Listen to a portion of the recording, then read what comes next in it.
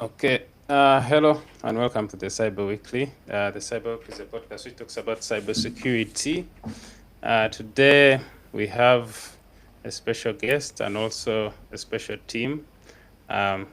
This is a program highly designed and curated by the ISACA group. And the ISACA Kampala chapter and also the ISACA Abuja chapter. So I will take this opportunity to start by welcoming Maurice Taremwa. Good evening, sir. I am so sorry. I'm still at work and I'm just getting. Thank you very much, Dale. It's a pleasure to be here at the Cyber Weekly. Greetings from Kampala.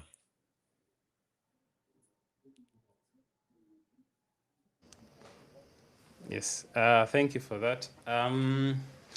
Without further ado, I'm going to share my screen and our president, Mr. Maurice Taremwa, will usher us in by starting by, inviting the guests. I am not worthy to invite the guests. when, yes. Thank you so So, much, Dale. yeah. So let me share I my know screen. everyone is. Been waiting, and on behalf of Isaka Kampala chapter, it's my pleasure to welcome a very distinguished gentleman who has been chapter, and this gentleman is quite a good resource. And so, since we have not too much time left, it's my pleasure to invite you, Mr. Emmanuel. Welcome to Kampala. Welcome to the world through Kampala. This being a global village, the audience is everywhere, but through Kampala. So you're most welcome, and it's my pleasure to start the webinar for this evening. It's a very interesting topic that you're going to speak to us about.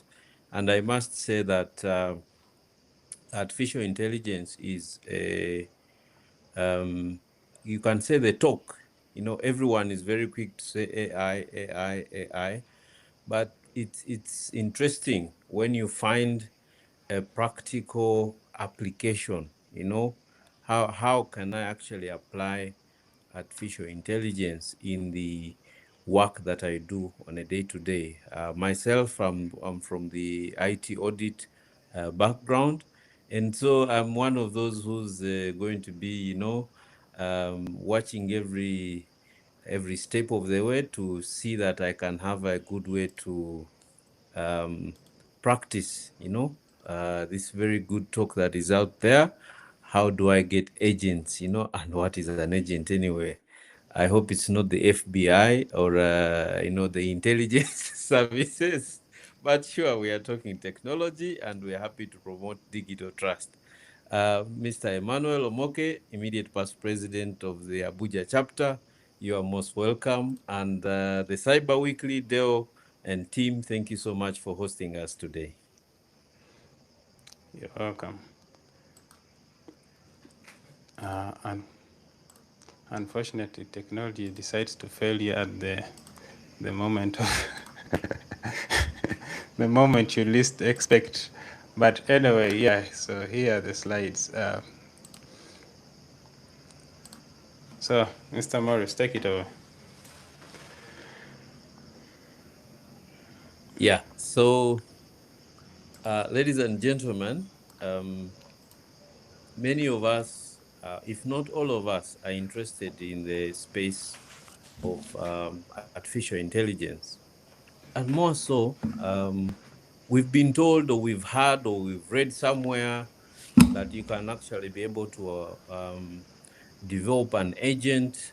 And this agent, let me say, is another persona in artificial intelligence. And this we can apply to run everything that we do. And before us this evening, or this morning or afternoon, depending on where you are catching us from, is a very distinguished leader. Uh, he's been over 15 years in the industry. He's a strategist, an auditor, and cyber security professional. I'm happy to say that in my current presidency, I'm riding on legacies that have been built by people like him. He's the immediate past president of the Isaka Abuja chapter, having served from 2022 to 2026, and he led the chapter to international recognition, won a couple of global awards for outstanding achievement and innovation. Mr. Emmanuel Omoke is currently with regulatory compliance and business ethics at the NNPC Limited. I'm very sure he's going to tell us what NNPC Limited is and if it has anything to do with the Strait of Hormuz. With a strong background in corporate IT auditing and independent audit work. So his professional focus is on building trust in technology through responsible use of artificial intelligence, data privacy, and digital governance while promoting digital transformation and social impact. So this gentleman holds multiple certifications. If I'm to read all of them, I'll take half of the time that he has to speak to us this evening. But I must say that he's got the most common of the ISACA certifications is a CISM series, and not forgetting the ISO 27001. Mr. Emmanuel, you are most welcome. Thank you so much, Mr. Morris, for that introduction. Honestly speaking, at some point, I didn't know I was the one that was being introduced. Thank you. It's a pleasure being here. Thank you, dear, for also having me here. Thank you. You're welcome. You're most welcome. And so, ladies and gentlemen, let me also take this honor to usher us back to our host this evening, Dale of the Cyber Weekly. Dale, over to you. Thank you, Maurice. Thank you for ushering us. I feel the weight has been heavier than ever. But yes, we're going to push on and carry on from there. So, for starters, Emmanuel, your core mission has emphasized building digital trust where technology and the future of leadership meet. For an ISACA member, professional, how has the definition of digital trust fundamentally changed with the explosion of generative AI? Okay, thank you so much, Mr. Dio. I believe digital trust has evolved from being primarily about securing systems to earning people's confidence in how technology makes decisions. If you look a few years back, if an organization had strong security controls or reliable system and complied with regulations, it was kind of generally considered trustworthy. But today, it's not only uh, part of the future. Generative AI has also introduced new questions. People want to know where the data come from, where the outputs can, whether the output can be trusted, who is accountable when AI makes a mistakes. There's no two words about it. AI do hallucinate and it can actually make mistakes. And whether human judgment still exists in critical judgment. This shows that whether we like it or not, human intelligence still supersedes artificial intelligence. So through my work in regulatory compliance and enterprise risk management, and recently an ASACA, I've also seen organizations become excited about AI. I will liken it to when the boost of cybersecurity started. You see organization dive into it without actually understanding the essence. So that we have also seen some organization become so excited about AI just because of its speed and productivity gains. The challenge now is that governance discussions often happen after deployment instead of before deployment, or perhaps at the conception stage, just like it happens during the buzz of cybersecurity. So to me, digital trust means building that confidence that AI systems are secure, transparent, fair, explainable, and can be continuously monitored, always subject to human oversight. I've said it earlier. You cannot underestimate human intelligence. There should be a human oversight when you're using AI. Technology should not work correctly, it should also behave responsibly. Thank you. Yeah, what do you mean by it should also behave responsibly? Because some people will be like, what do you actually mean by that? Okay, when I means behave responsibly, that means it should be used not to harm humanity. It should be, the way you have governance around whatever you do, it should be used in a positive limelight. It should be used to advance humanity, not to destroy humanity. So that's just the essence of using AI responsibly.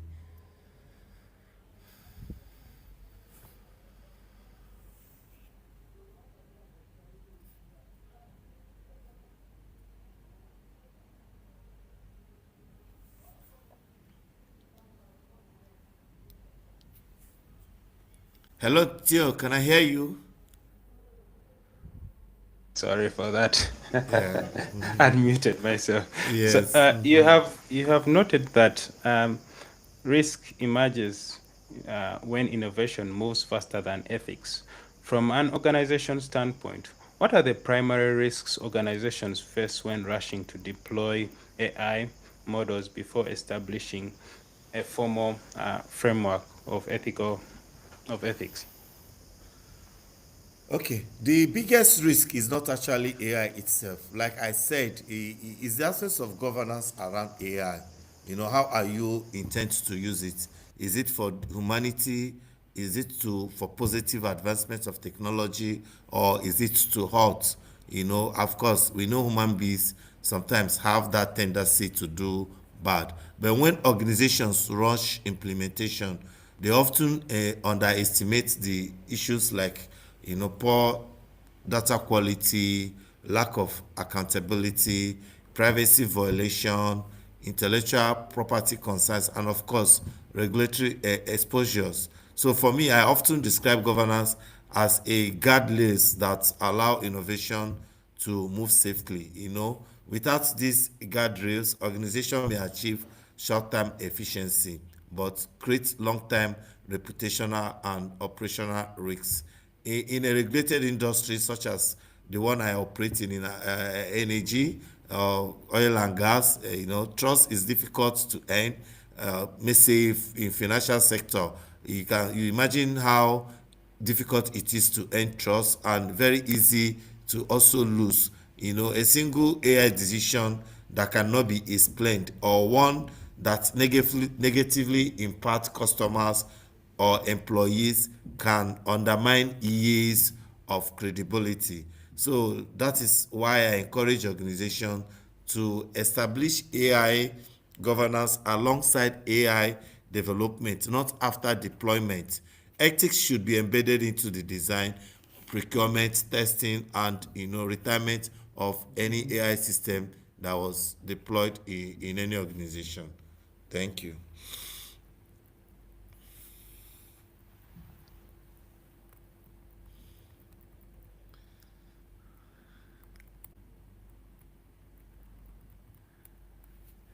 Tian, Dio. You guys, technology. So, in your recent discussions around governing the agentic future, how do we shift from traditional software governance to governing autonomous AI agents that can make independent operational decisions? Okay, this is one of the most important governance conversations happening today. If you notice, traditional software do follow a predefined instruction. Agentic AI can interpret goals, make decision, interact with other system, and even sometimes learn from experience. That changes the role of governance. Instead of simply asking, was the software developed correctly, we now ask questions like, what decision is the AI allowed to make? What decision must always require human approval? What do we monitor? How do we monitor the the agent's behavior over time? How do we intervene if the AI behaves unexpectedly? I kind of believe organizations need governance models that define clear decision boundaries, continuous monitoring, audit logs, escalation mechanism, and periodic independent assurance review. Just because AI becomes autonomous does not mean governance should become less visible. In fact, autonomy makes governance even more important and even more sensitive. Thank you, dear. Could you expand on that?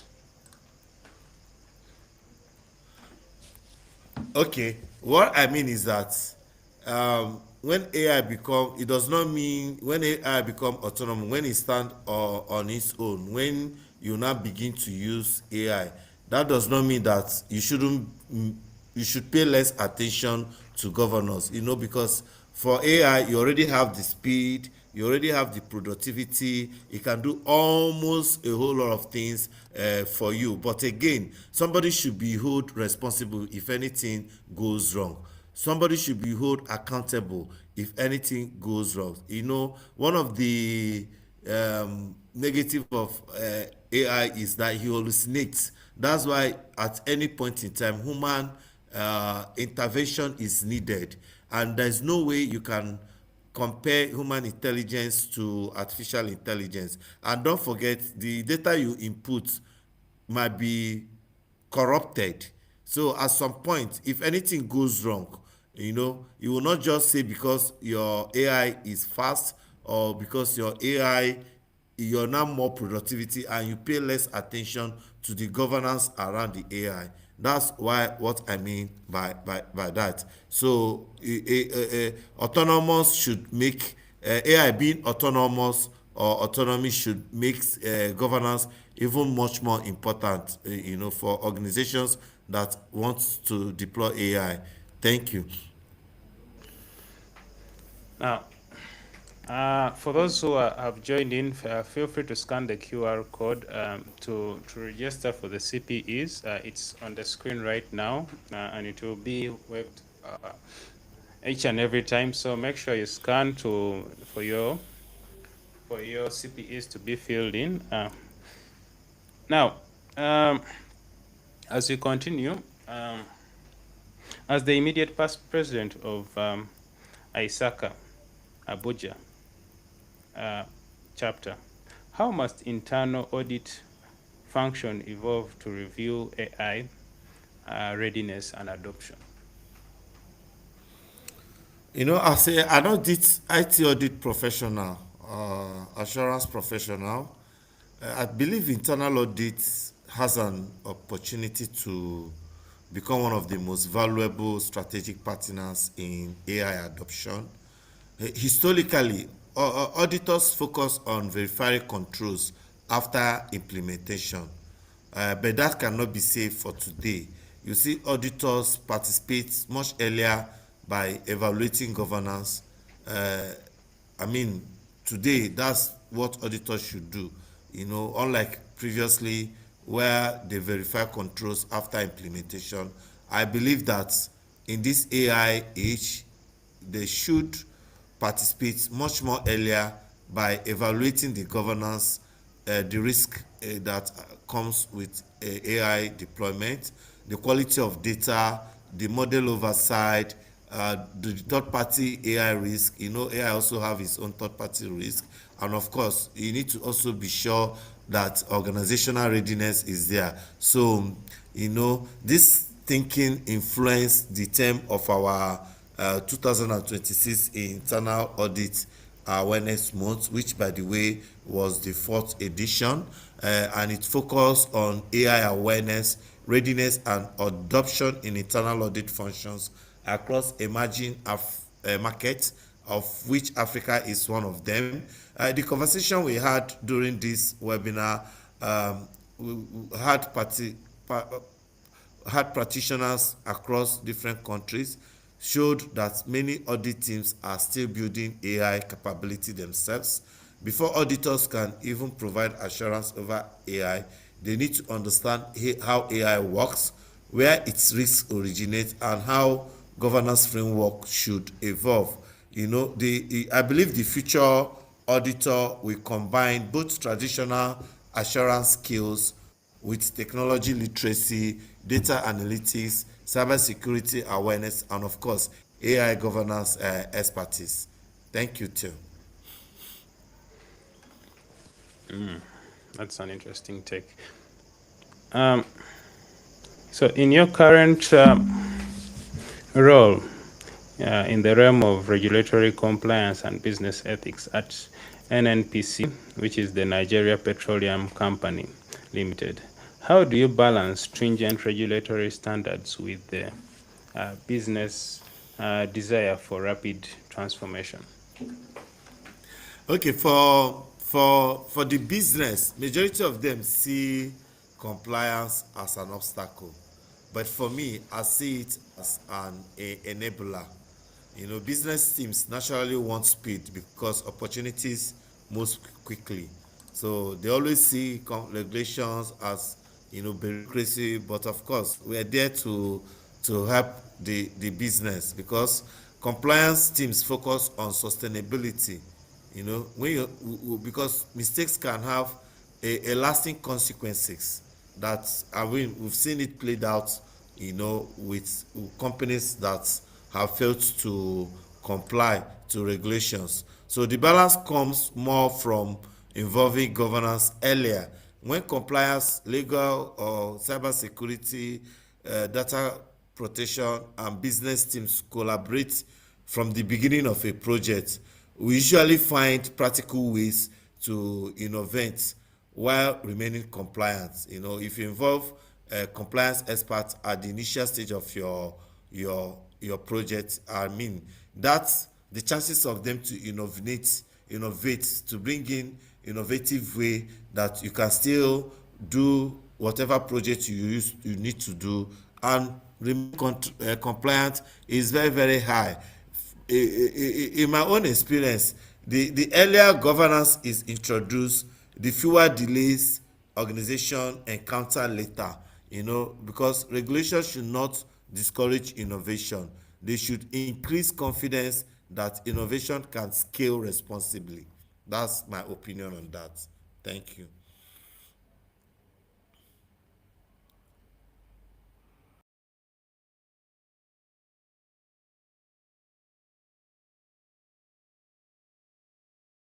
Over to you, dear. Yes.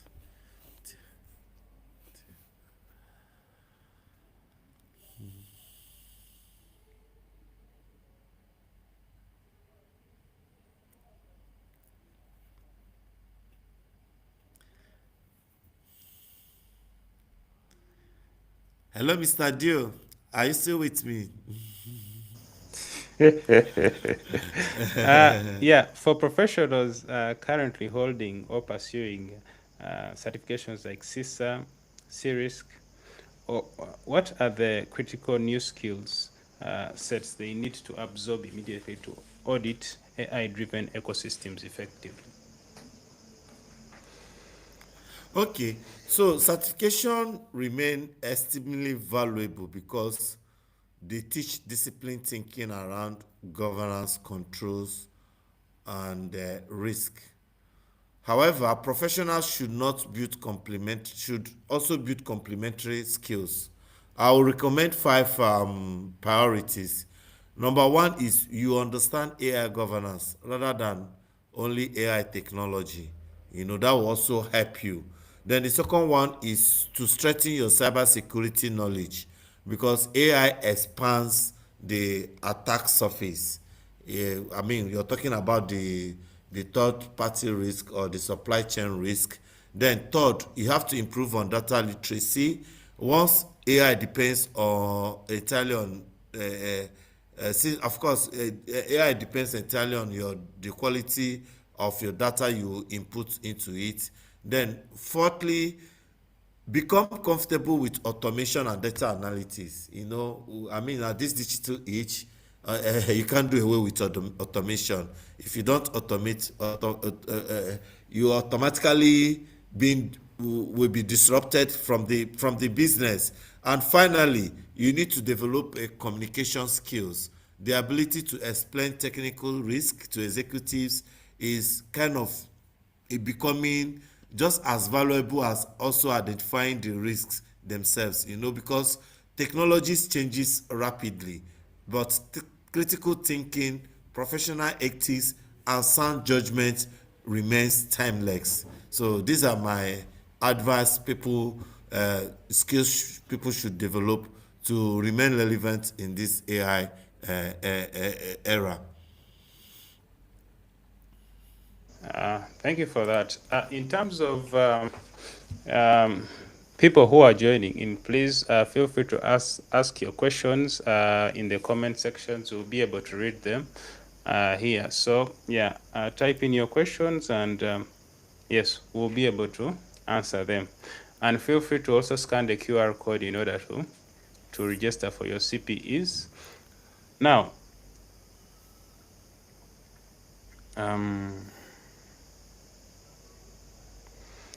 you recently engaged in a panel discussion. Actually, the discussion was about the application of digital twins and the intelligent plant diagnostic for operational excellence. What are the unique cybersecurity vulnerabilities associated with these interconnected industrial IT systems? Okay, so industrial But first, environments start with explaining for us what digital twins are. okay. Digital twins is more like the convergence of operational technology and IT. When you have industrial environments like oil and gas, refinery, instead of physically going to change the valve or go into the plant to do things, you just sit at the comfort of your control room or monitor the pressure, the temperature, and control whatever, open the valve, close the valve, adjust it the way it is. So that's what digital. So it's more like a combination of all the industrial Internet of Things, sensors, valves, pressure valves, and so on and so forth. So they kind of because of the advancement, is a very is a very different risk profile from the traditional corporate IT. Like I said earlier on, digital twins is connected sensors, predictive maintenance platforms, and operational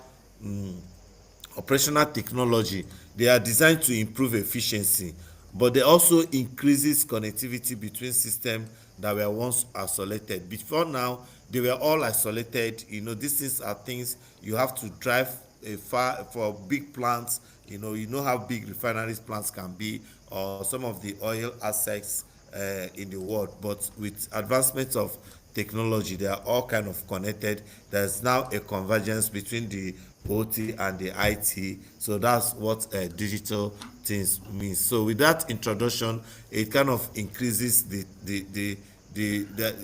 kind of creates a new attack path.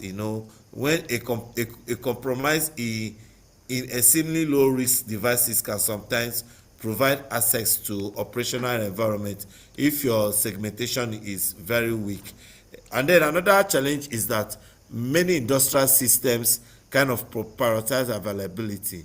I mean, for instance, if you're supplying gas or you're supplying fuel to power a plant, you need to have power 24 hours, 7 days a week, 365 a year. There is non-stop to that. So availability becomes very, very important. You cannot just simply shut down a gas processing facility or a pipeline to apply security update whenever convenient. Unlike where your availability becomes, the need to know, or but for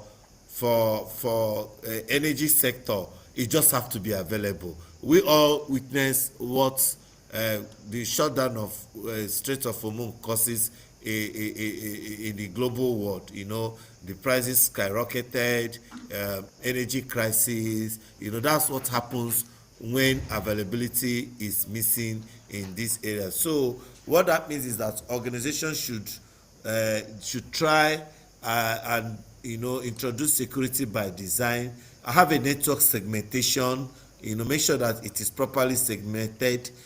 Continuous monitoring and access visibility is also very, very important. And also make sure you have a secure remote access.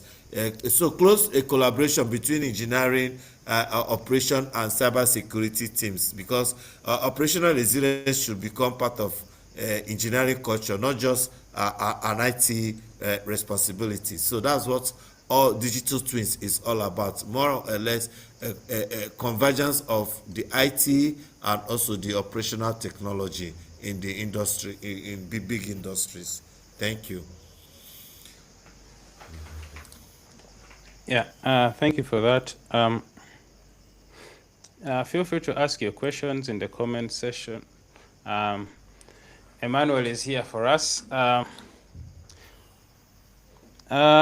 Yes, I'm seeing a person who has already asked a question here. Let me add it here. Okay. So the question is, half right now for AI organizations, half right now for AI governance. I'm even failing this English. Half right now for AI governance, most organization policies are moved.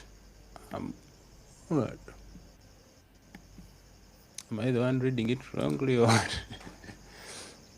Half right now for AI governance, most organization policies are most included to banning AI than adopting it, especially with the use of public models, with the fear of data privacy. So, so the person is asking what's your take on this and how can organizations best leverage these models?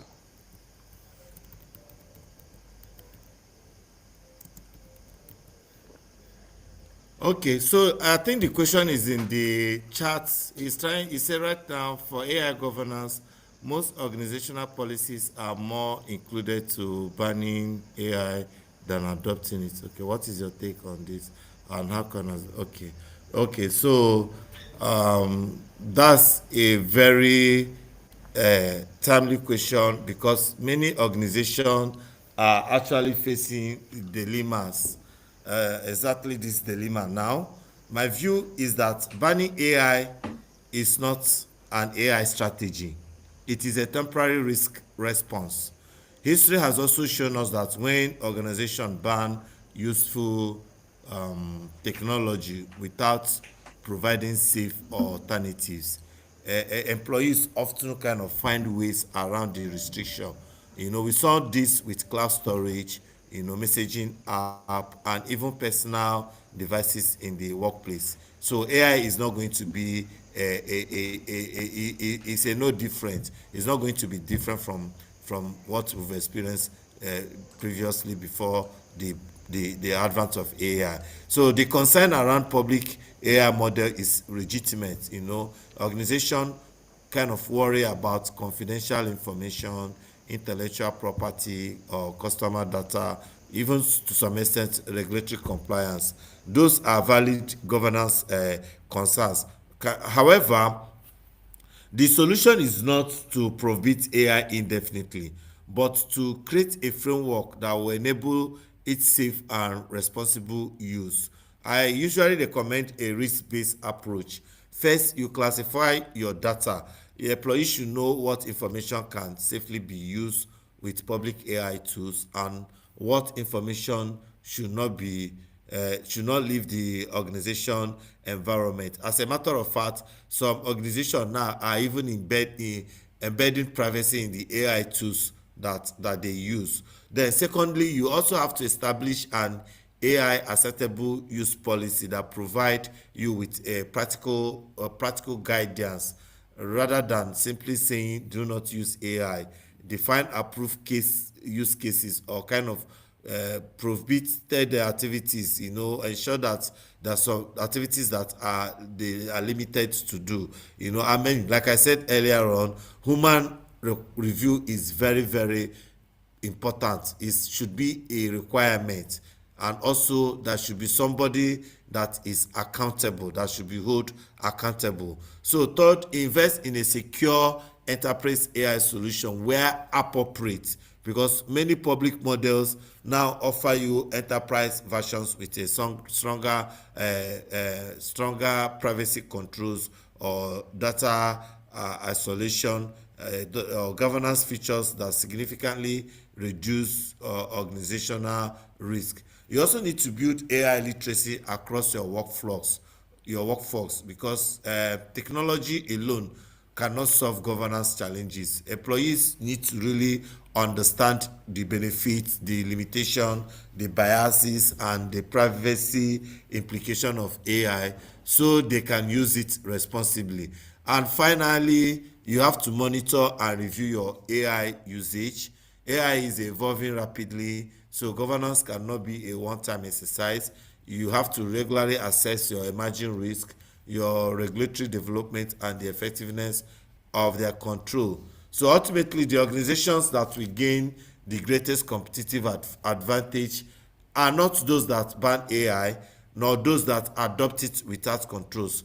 They are the organizations that kind of build trust in their governance to innovate with confidence. So responsible AI is not about showing innovation, it's about innovation sustainability. Thank you. Thank you for that. We have another question here. What are the factors that an organization can consider to evaluate its readiness for AI system auditing? Okay, that's an interesting question. I think for me, AI auditing should begin long before the first audit engagement. Before asking whether an AI system is compliant or effective, the right question organization to ask is, are we mature enough to govern and audit AI? You know, I kind of, well, based on the last internal audit awareness month that we did, let's say AI is kind of AI audit readiness is kind of grouped into key pillars. The first being the governance and leadership. The first question is whether the organization has established accountability for AI. You have to ask, is there AI governance framework? Has the board or executive management defined an AI strategy? Are roles and responsibility clearly assigned? And is there AI risk committee or governance structure? Without governance, there's little for auditors to assess beyond technical controls. Then, of course, you have policies, standards, and of ethical principles. Organization should move beyond simply banning AI. They need to document policies that covers acceptable AI use, responsible AI principles, human oversight, bias, fairness, data privacy, and so on and so forth. The absence of policy is often the first indicator that AI adoption is happening without governance. I know some organizations are beginning to also put it inside their data governance policy. So another thing to ask is data readiness. AI is only reliable as the data it learns from. So the auditor should try to evaluate the data quality, the ownership, the classification, the compliance, retention, and consent management, because poor data governance usually translates into poor AI outcomes. Then gain technology and security readiness. You need to understand where AI is deployed and how it is protected. You have to consider the inventory of AI systems, the model lifecycle management, the cyber security controls, the third-party AI vendors, and so on and so forth. If you cannot identify your AI assets, actually you cannot effectively audit them. Then, of course, you have to integrate it with your risk management. AI should not operate outside your enterprise risk framework. Excuse me. Okay. The question should include: are AI risks included in enterprise risk register? Are the risk indicators defined? Are there the risk periodically assessed? Then, of course, you have skills and organizational capability. That's one of the biggest readiness gaps, which is people. You need to ask question whether internal auditors understand the AI concept. Risk managers, do they understand your AI risk? Compliance teams, do they understand the emerging AI regulations? Employees, do they receive AI awareness training? And of course, there is access to AI specialists when needed. So an audit team cannot provide assurance over risk it does not fully understand. Then regulatory and compliance readiness. Organizations should understand the legal environment in which AI operates. Compliance with data protection law, sector specific regulations, intellectual property requirements, of course, and emerging AI regulation. Like I said earlier on, continuous monitoring and assurance, because AI is very dynamic. Almost every week, one or two AI models are being introduced. So auditing cannot be a one-time exercise. Organizations should have a continuous monitoring, model review, incident reporting, periodic audit review, because as AI models evolve, so must controls that governs them. Okay, maybe because of time, I will definitely, I can go on and go on, but I mean, these are the question one should ask before you know an auditor should ask when auditing AI. Thank you. Thank you, For Dale. that, yes, thank you for that. We are on to the next question, which is here.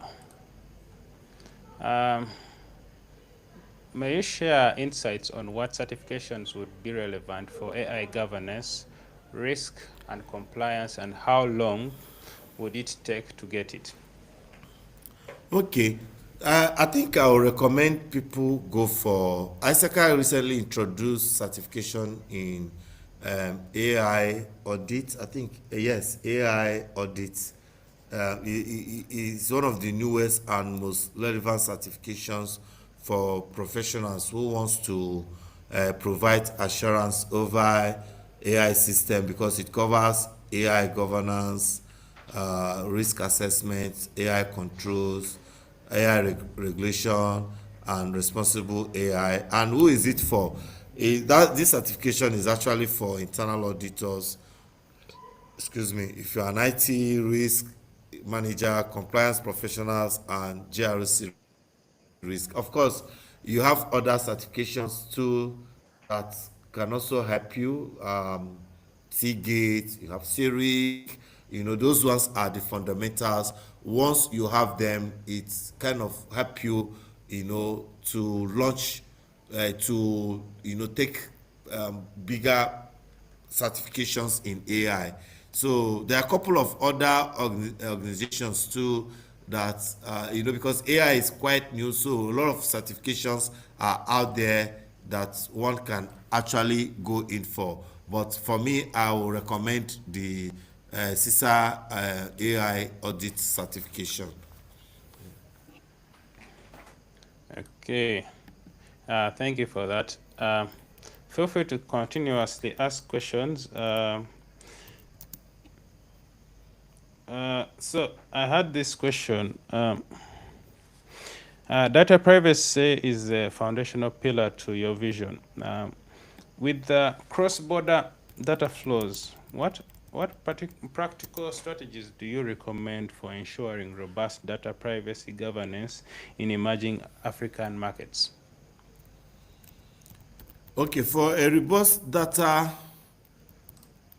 privacy strategy in emerging markets, I'll recommend, first of all, you need to understand the policy, the data policy, the data acts of the countries you want to do business with. The good thing is that the world is now a global village. You now have the EU, they have their own data privacy, and in Africa countries are waking up.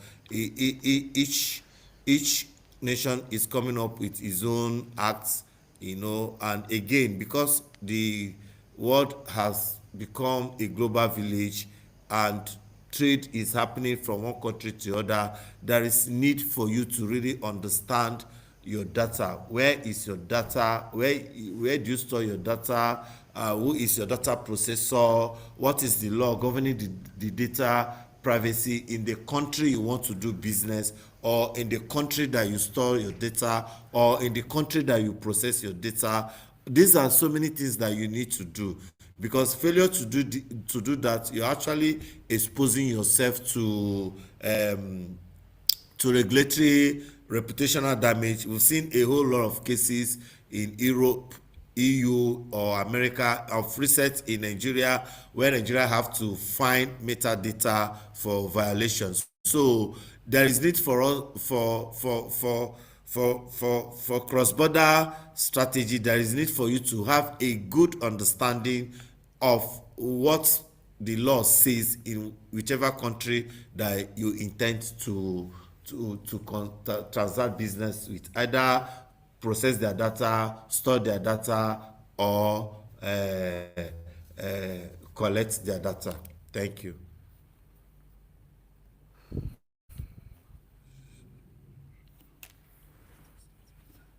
Dion. Sorry. To close the session, what's your advice to the next generation of digital trust leaders, and especially to our colleagues in the ISACA Kampala chapter, on how they can champion responsible technology? Well, let me start by commending you for what you're doing. You just have to create awareness. You have to learn, you have to unlearn, you have to relearn, you have to keep collaborating with your peers, with your professionals. Technology is now intertwined. There is need for us to continuously develop ourselves, for us to continuously collaborate with our peers, for us to continuously, unlearn, relearn. Because technologies is evolving, and every day new emerging technologies keep coming up. We can't just assume that you've arrived, you've there. So you need to be intentional about your knowledge. You need to be intentional about learning more things. So that's my own advice. And I mean, I love the fact that you're creating that awareness. We cannot stop creating that awareness, because that is the key. And I have to commend you for what you're doing, because that's the only way you need to stay up to date with what is happening in the technology space. Thank you. Thank you for that.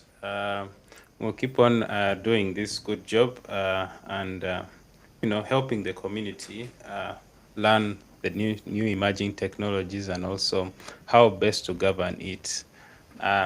Thank you. I would like to hand over to Emily if she's around. Okay.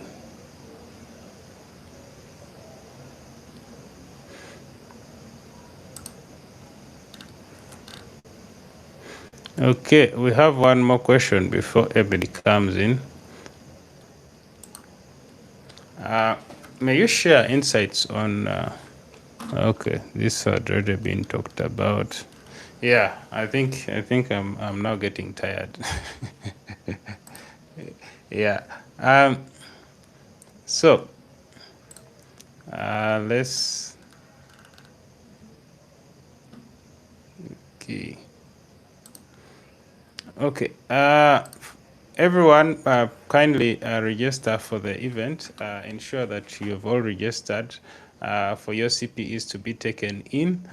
I would like to finalize by talking about some of the events which ISACA is having this year. One of them being the conference. If you could share my screen right now.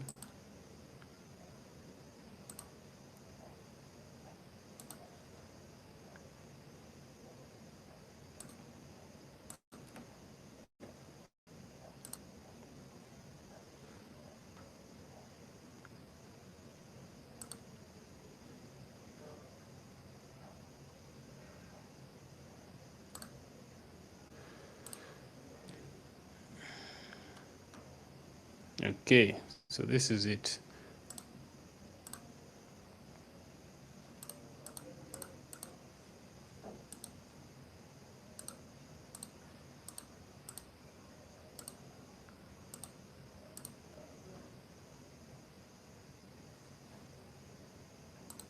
I don't know if you can see my screen.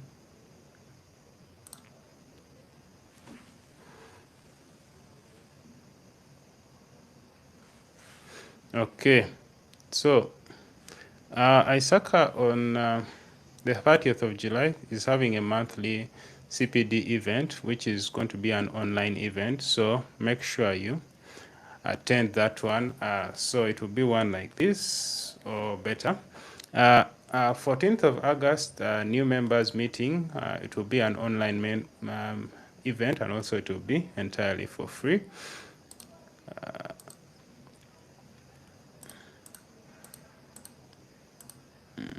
Okay. On the 27th, we'll be having also a monthly CPD event, which will be also virtual. Then we'll have on 11th of September, we'll also have a monthly CPD event, which is also going to be online and also entirely for free. On the 14th to the 15th of September, we'll have a pre-annual East African Conference Masterclass, which will happen at Mestil. And the fee is 900 for members and 1 million for non-members. This is UGX. Then on the 16th to the 18th, we'll have an annual East African Conference, which will be happening at Mestil. For members, it will be 1.4, and for non-members, it will be 1.5. So, so that's it. If you have any communication, be sure to share your details. When you scan the QR code, we'll be able to reach out to you, or follow Isaka on the different channels. Also, feel free to follow the Cyber Weekly also, different channels. Other than that, I would like to end here and give also a vote of thanks to Emmanuel for the good job and for allowing to come on the show and allowing us to be part of the global village of Africa. Thank you, Emmanuel, and look forward to communicating to you in the near future. Thank you all for joining in, and it has been wonderful, and we'll look forward to having you in the next session. Thank you.